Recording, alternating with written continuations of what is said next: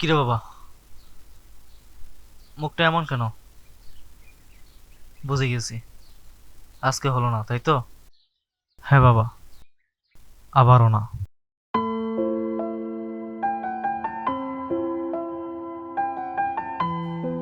আয় কিছু খেয়ে যা, ক্ষুধা নেই।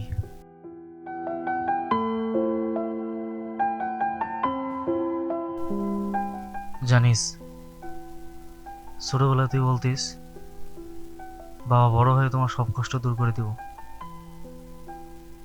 আজও আমার সে কথাটা মনে আছে। আমি কথাটি ভুলিনি বাবা, শুধু রাখতে পারিনি। তুই কথা রাখিসনি এমন না, জীবন এখনো হয়তো তোকে সুযোগ দেয়নি। সবচেয়ে বেশি কষ্ট হয় যখন এই খালি হাতে এই উঠোনে ফিরে আসি।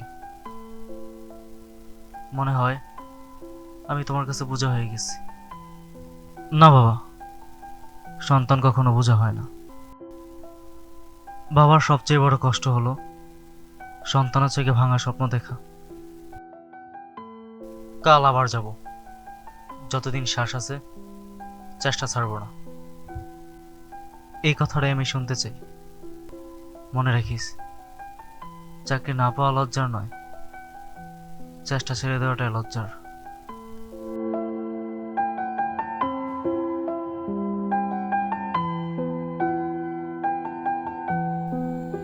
অনেক ঘরেই এমন নীরব কথা হয় প্রতিদিন।